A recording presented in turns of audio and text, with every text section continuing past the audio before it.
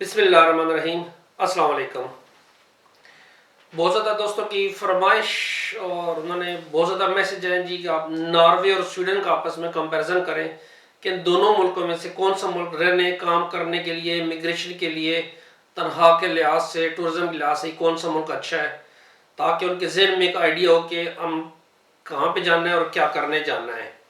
अगर आप Norway Sweden को देखें तो दोनों मुल्कों के ज़माने कदीम में एक बादशाह के नीचे थे, इसलिए इनकी हिस्ट्री एक जैसी है, इनकी सोसाइटी बिल्कुल एक जैसी है, इनकी जो ज़बान है आप ये समझ लें कि जिस तरह हम इंडिया पाकिस्तान में करते हैं कि एक ही ज़बान को हम हिंदी कहते हैं, एक ही ज़बान को हम उर्दू कहते हैं, जो मामूली सा फ़र्क होता है, तड़का जो लगता है ज़बान में वो अलग सी चीज़ है, लेकिन ज़बान एक दूसरे को आराम से समझ आ जाती है। इन दोनों का आपस में कल्चर जो है, सकाफत सारी एक जैसी है। इनकी जो इकानमी है, दोनों तरक्की याफ्ता मुल्क हैं और तकरीबन एक दूसरे के नज़दीक है, इतना ज़्यादा फ़र्क नहीं है। थोड़ा सा फ़र्क है पेट्रोल की वजह से, जो कि नॉर्वे में मिलता है, स्वीडन में पेट्रोल नहीं मिलता, तो नॉर्वे को थोड़ा सा उससे ऊपर एक ज़रा बढ़ के एज हासिल है उसमें आके।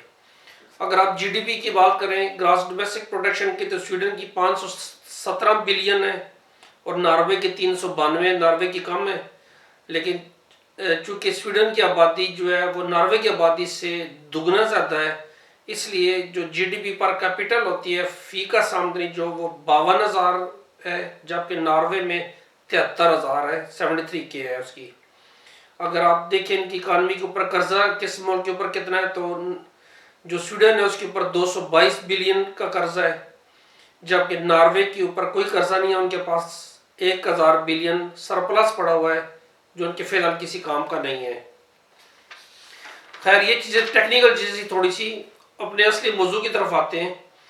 अगर आप चाहते हैं कि किसी मुल्क में जाकर रहें जिस मुल्क में आप ना सिर्फ काम करें, कमाएं, अच्छे तरीके से रहें, सारी फैसिलिटी हासिल करें, बल्कि वहाँ पे आप घूमें फिरें, यानी टूरिज्म के लिहाज से, तो टूरिज्म के लिहाज से नॉर्वे जो है वो स्वीडन से बहुत ऊपर है। आप नॉर्वे को ये समझ लें कि वो दूसरा स्विट्ज़रलैंड है, लेकिन झीलों के साथ स्विट्ज़रलैंड है, जज़ायर के साथ स्विट्ज़रलैंड है, तो उसमें खूबसूरती नॉर्वे की स्वीडन के मुकाबले में बहुत ज़्यादा अच्छी है। घूमने की बहुत मौके हैं, बहुत जगह है वहाँ पे। अगर उसके बाद आप चाहते हैं कि आप तालीम हासिल करें किसी मुल्क में जाके, तो वो एजुकेशन जो है वो स्वीडन और नॉर्वे में एक जैसी है, दोनों का लेवल एक जैसा है एजुकेशन का, इसमें कोई फ़र्क नहीं है उसमें। अगर आप टैक्स की बात करते हैं तो स्वीडन में टैक्स नॉर्वे से थोड़ा सा ज़्यादा है, इतना ज़्यादा फर्क नहीं है। दोनों मुल्क टैक्स बहुत ज़्यादा पे करते हैं, लोग बहुत ज़्यादा पे करते हैं टैक्स, लेकिन नॉर्वे में जो टैक्स वो स्वीडन से निस्बतन थोड़े से लोअर है। अगर आप कहते हैं किस मुल्क की जो सकाफत मल्टी कल्चरल पे है, यानी जहाँ पे बहुत ज़्यादा मुख्तलिफ कौमों के लोग आबाद हैं, तो वो स्वीडन की चूँकि आबादी ज़्यादा है, यहाँ पे मौके ज़्यादा है इस चीज़ में, तो स्वीडन में ये चीज़ ज़्यादा है। नॉर्वे की आबादी बहुत कम है, तो इसमें ये चीज़ मल्टी कल्चरलिज्म बहुत कम है। अगर आप हाउसिंग सेक्टर की बात करें, जो घरों में फैसिलिटीज़ हैं, ऑलमोस्ट दोनों मुल्क एक जैसे हैं इसमें भी जाके, लेकिन हाउसिंग में नॉर्वे जो है वो स्वीडन से थोड़ा सा ऊपर आता है वो भी इसमें। अगर आप सियासत की या निज़ाम हुकूमत की बात करते हैं, ऑर्गेनाइज तरीके से सियासत करने की बात करते हैं, तो नॉर्वे जो है वो बहुत बेस्ट है, बहुत आगे है, हर चीज़ मुनज़्ज़म है। अगर आप गैर मुल्कियों के खिलाफ रेसिज्म की बात करते हैं कि लोग गैर मुल्कियों से कितना नफरत करते हैं, इस बात को करने से पहले मैं आपको सिंपल ये समझाना चाहता हूँ कि रेसिज्म के लिहाज से ये दोनों मुल्क दुनिया के टॉप पे हैं कि यहाँ पे रेसिज्म नहीं है, बाकी मुल्कों में यहाँ पे नहीं है। लेकिन अगर आप इन दोनों का आपस में मुकाबला करें, फ़र्ज करें अगर हो, तो वो स्वीडन में है, नॉर्वे में उसके मुकाबले में कम है। लेकिन याद रखिए इन मुल्कों में रेसिज्म नहीं है। अगर आप हाई टेक कंपनीज की बात करते हैं, तो हाई टेक कंपनीज के लिहाज से दोनों मुल्क बराबर हैं, दोनों मुल्कों में हाई टेक कंपनीज हैं और दोनों मुल्क इस चीज़ में बराबर चल रहे हैं।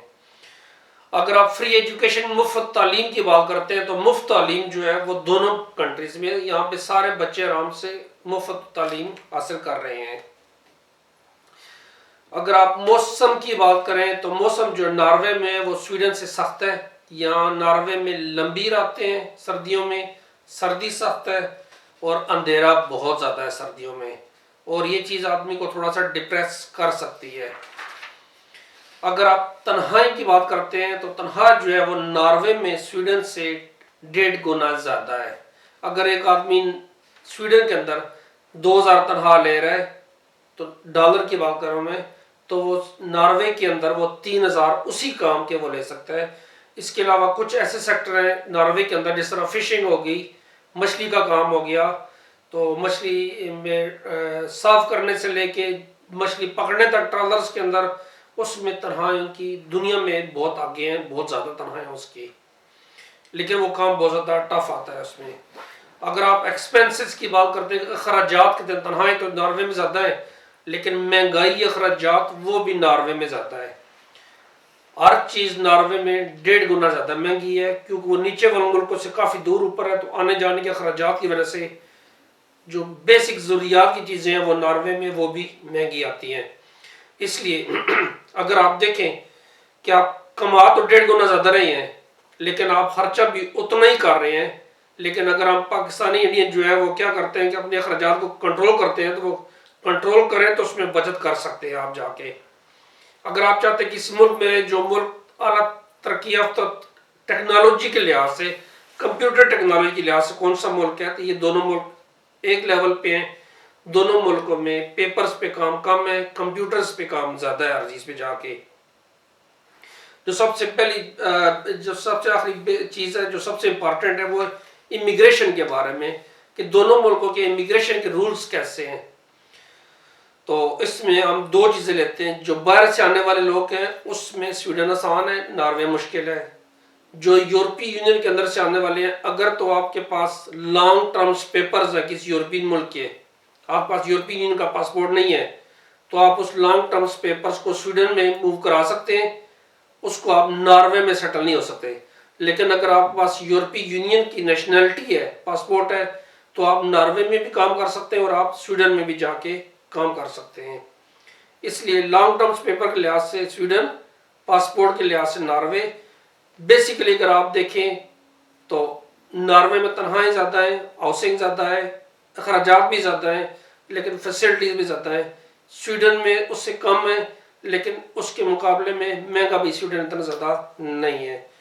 یہ آج کی تھوڑی سی ڈیٹیل تھی ناروے اور سویڈن کے آپس میں مقابلے کے بارے میں. اگلی دفعہ ہم کوشش کریں گے کہ ناروے اور ڈنمارک آپس میں کمپیریزن کریں کہ یہ ملک آپس میں ایک دوسرے کے ساتھ کس طرح موازنہ کرتے ہیں.